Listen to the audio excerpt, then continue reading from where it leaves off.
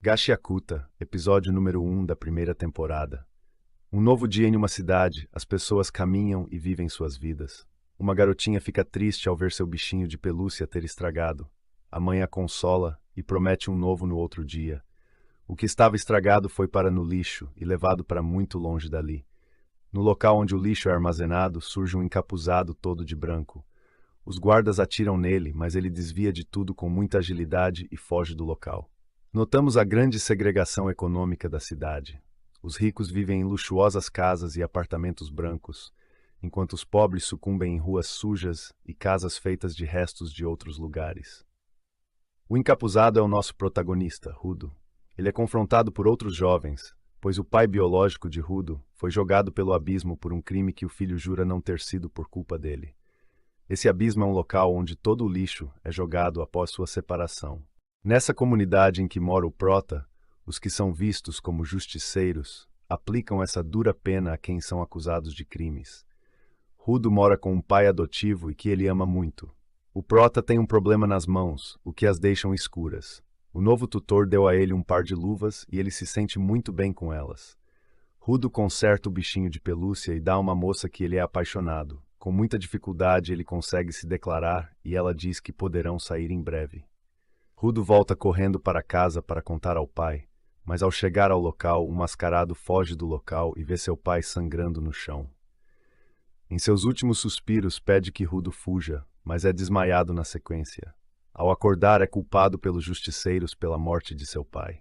Ele é colocado para ser jogado ao abismo, e ao ver a moça que ama acreditar na acusação, ele se quebra por dentro, além de ouvir diversas palavras maldosas dos demais. Rudo explode em raiva e jura fazer os responsáveis pelo crime. Ele vê o culpado em meios populares, mas não há tempo para dizer mais nada ao despencar pelo abismo. Em meio à caída que parecia sem fim, uma luz toma conta de Rudo e ele consegue pousar em segurança. Algo inacreditável, pois o normal seria o fim dele com a queda. Ao olhar por todos os lugares, vê montanhas de lixo e uma delas começa a se mexer. Uma criatura monstruosa toma forma junto dos detritos. Chegou a hora de sobreviver, Rudo. Gashiakuta, episódio número 2 da primeira temporada. Rudo vê uma criatura imensa de lixo correndo atrás dele. O Prota foge como pode, mas o monstro que já era um problema acaba se transformando em 3. Eles vão atacando o Prota, que vai conseguindo escapar dos ataques. Entretanto, um gás tóxico que soltam pela boca envenena o Prota, que vai ficando mais fraco e cuspindo sangue. Parecia ser o fim de Rudo, mas seu desejo de vingança era mais forte. Ao pegarem uma barra de ferro, ela energiza e Rudo consegue lutar contra os monstros. A briga segue por muitos minutos e a cada momento Rudo fica mais fraco pelo envenenamento, mas mesmo assim consegue com um pedaço de telha destruir um dos monstros. Outra criatura ainda maior usa o rugido que faz Rudo voar longe aos pés de um homem mascarado e com um guarda-chuva. O homem coloca uma máscara de gás em Rudo e pede que ele faça silêncio. Mas o Prota, cheio de dúvidas de tudo aquilo, começa a berrar. O homem perde a paciência e berra de volta. Todo esse barulho traz mais de 20 monstros de lixo para a luta. O mascarado evolui seu guarda-chuva em 2 ocasiões e consegue derrotar todos os monstros. Rudo fica fascinado com esse poder, mas com as lesões que sofreu com o gás, ele acaba desmaiando. Engine é o mascarado que salvou Rudo. Temos um flashback de Rudo com seu pai adotivo, na qual ele contava ao Prota que os objetos também possuem almas e que isso poderia ser usado pelos humanos de diversas maneiras. Esses ensinamentos fizeram com que Rudo valorizasse todas as coisas. Ao acordar, o Prota está acorrentado e sendo arrastado por Engine. Rudo exige que o solte, pois ele voltará para a superfície, mas Engine conta que isso é impossível, mas o Prota jura que encontrará o jeito de fazer isso acontecer. Engine abandona Rudo próximo a um posto de gasolina, na qual saem vários homens também mascarados e que tentam levar Rudo para ser vendido. A aura vermelha que fez com que Rudo pudesse lutar contra os monstros volta a aparecer, e ele vai com tudo para derrotar esses vilões. Engine assiste de longe e diz que esse poder de Rudo é chamado de Diver, e o mesmo faz com que objetos sejam usados como verdadeiras armas mortais. O Prota vence todos e faz as pazes com Engine, e ambos vão embora juntos, mas com Rudo tendo um convite para se tornar um dos limpadores. Gashiakuta, episódio número 3 da primeira temporada. Rudo acorda em um local fechado, mas com segurança, e começa a ser examinado por um médico ancião. O prota não consegue ficar calado sem fazer perguntas, e ambos começam uma discussão engraçada. Engine vê tudo e fica rindo. Ao final, Rudo agradece por ele ter pago pelos cuidados médicos dele. Juntos eles seguem para uma nova cidade protegida por grandes muros. Eles comem e o prota vai conhecendo a região. Engine explica sobre os monstros de lixo e que eles também atacam as cidades. Então, os limpadores têm o papel de os destruir de uma única vez. Engine conta sobre sua arma, o poderoso guarda-chuva, assim como de sua equipe, mas por enquanto apenas vemos as sombras dos mesmos. Engine se despede e deixa uma bolsa com moedas para Rudo, mas ele as perde na sequência para um gato que fugiu para um beco. Rudo encontra um outro homem e eles se confrontam e acabam caindo na porrada. O mesmo também consegue fortificar objetos e já sabia sobre ele. Seu nome é Zanka. O confronto fez Rudo despertar seu poder. Temos outro flashback com o pai adotivo e do poder que aquelas luvas carregavam. Ao voltar à realidade, Rudo entende a mensagem de seu pai e pede desculpas. Eles então ficam bem e se apresentam numa boa, mas voltam a discutir, pois Rudo não consegue sorrir normalmente e Zanka se enfurece com isso. Rudo mostra seus poderes e eles lutam por alguns momentos. Rudo se defende bem com um esfregão e um desentupidor cheio de fezes, e Zanka enlouquece de puro nojo. Rudo fica com a vitória após uma engraçada perseguição. Engine passa de carro e leva ambos embora e ri por longos momentos de toda a situação vexatória e de muito odor que Zanka passou. Rudo fica sem graça. Conhecemos outra limpadora de cabelos vermelhos, Ryo. Ela gosta de Rudo logo de cara e fica brincando com o cabelo dele. O prota faz de tudo para não sangrar pelo nariz, se é que me entendem. No episódio 4 de Gashiakuta, o negócio começa a pegar fogo de verdade. Logo de cara, a gente já cai numa luta insana do Rudo, cheia de tensão, golpe pra todo lado e aquele clima de que qualquer vacilo pode ser o fim. Dá pra ver claramente que o moleque tá evoluindo, não é mais só aquele garoto rebelde, agora ele luta com garra, estratégia e com o peso de proteger os limpadores que estão do lado dele. E não para por aí. Depois da batalha, rola uma perseguição eletrizante, daquelas que deixam a gente colado na tela. É ação pura, sem descanso, e dá pra sentir que o Rudo tá se transformando num novo homem no meio do caos. Mas o episódio também sabe dar uma respirada. Entre uma pancadaria e outra, aparecem uns flashbacks que jogam luz no passado do Rudo. Esses momentos são bem importantes, porque mostram de onde vem a dor dele, o que o motiva e até os fantasmas que ele carrega. Isso deixa o personagem mais humano e faz a gente torcer ainda mais pela vitória dele. E claro, não dá pra esquecer da Ryo. A ruiva é simplesmente um espetáculo nesse episódio. Com movimentos rápidos e certeiros, ela rouba a cena na finalização do combate. E quando saca a mega tesoura para cortar as antenas do monstro, mano, é de arrepiar.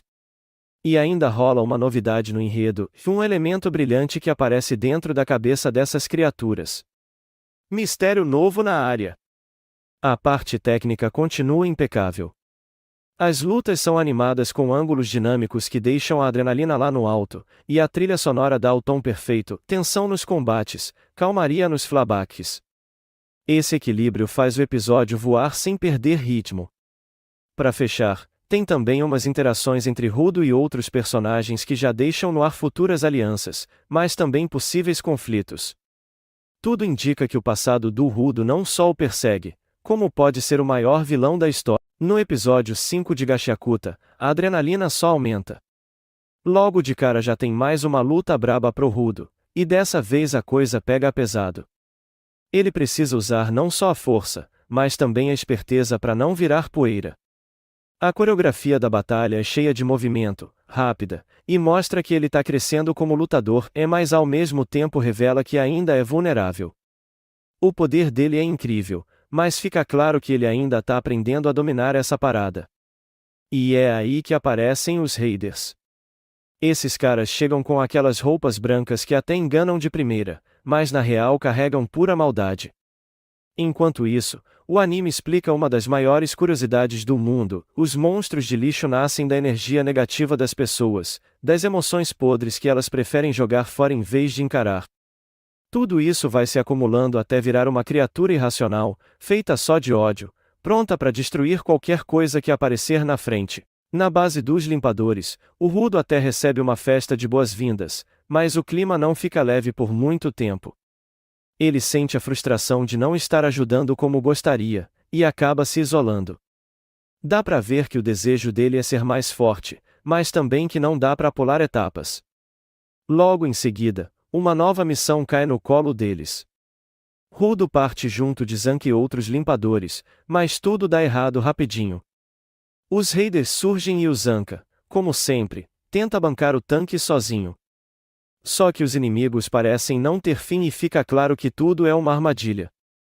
E aí aparece o Jabber Vonger, um monstro de respeito, que faz a situação explodir literalmente. A cena termina deixando a gente sem saber o que aconteceu com Zanka e o resto.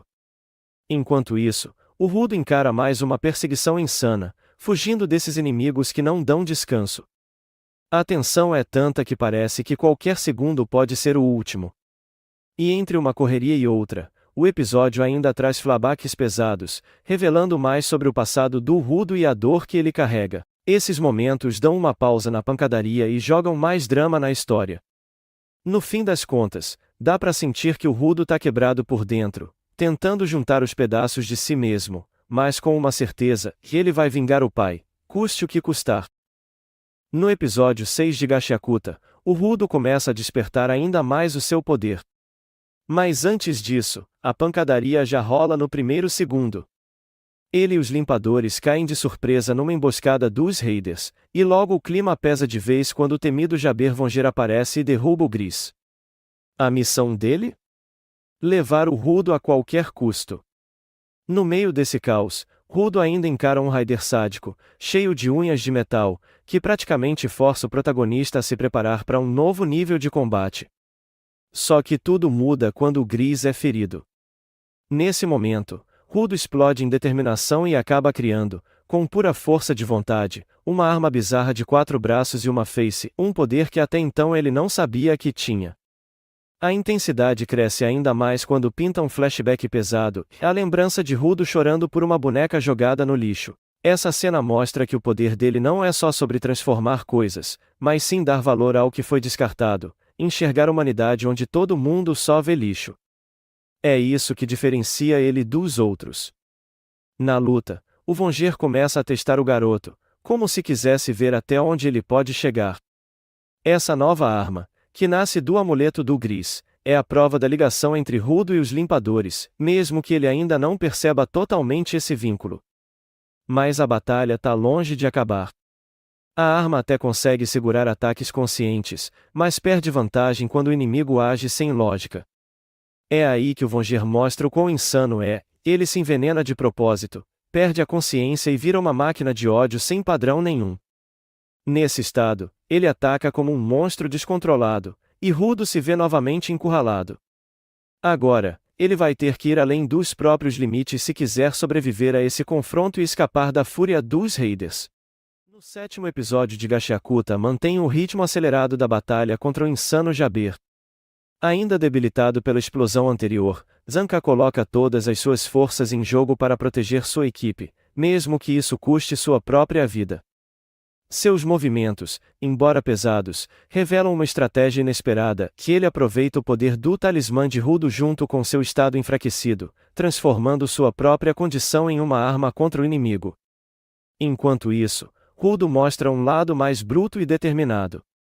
Ao perceber a hostilidade crescente no despertar de Zanka, ele usa o companheiro quase como uma extensão de si mesmo, acertando golpes devastadores contra o raider.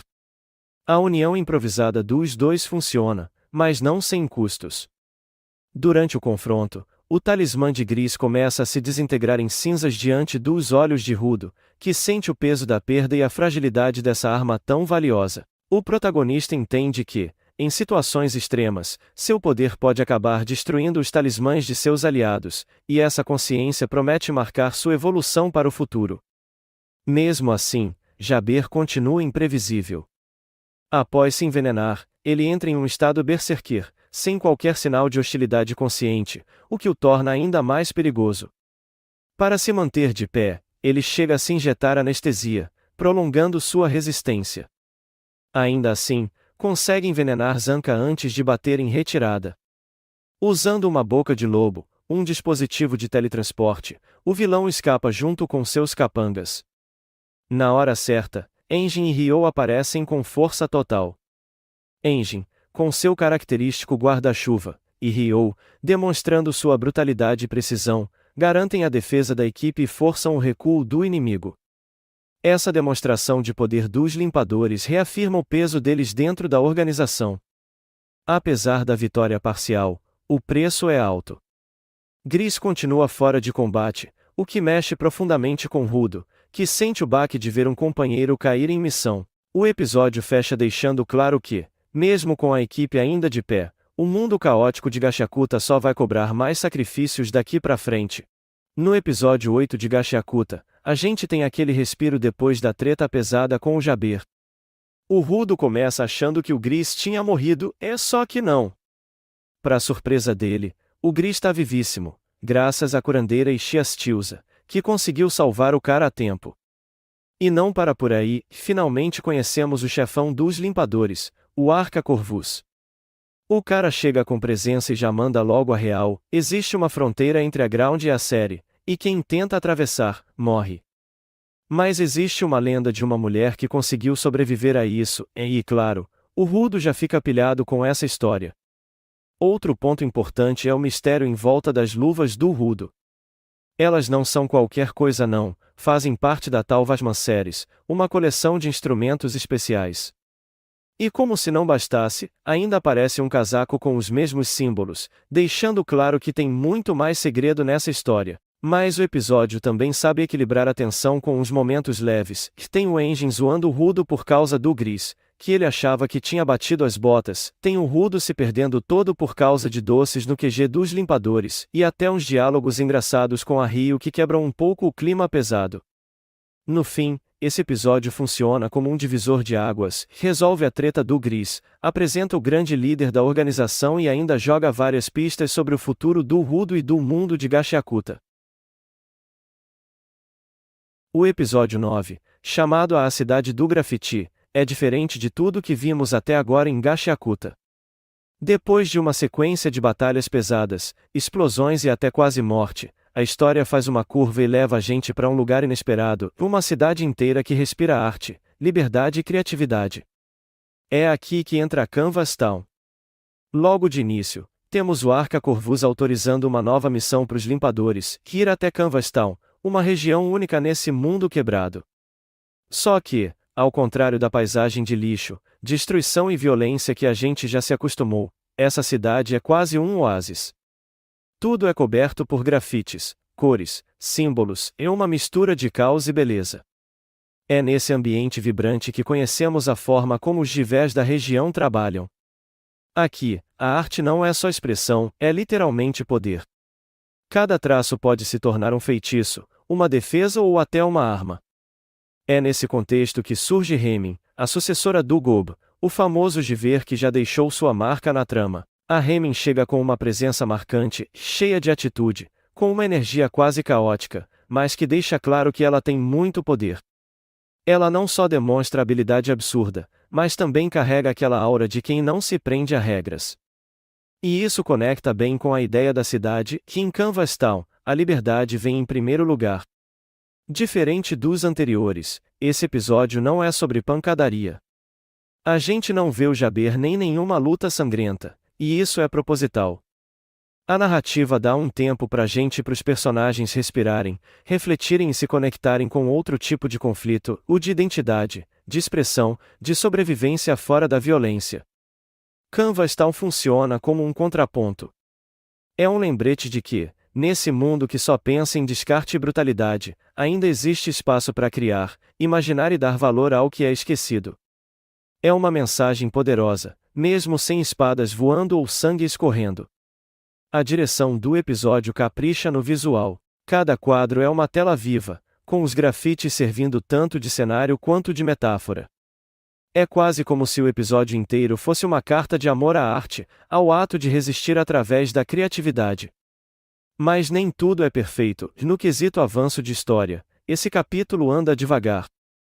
Ele serve mais como introdução da Hemming e da própria Canvas Town do que como um motor que empurra a trama. Ainda assim, o impacto visual e emocional segura o episódio.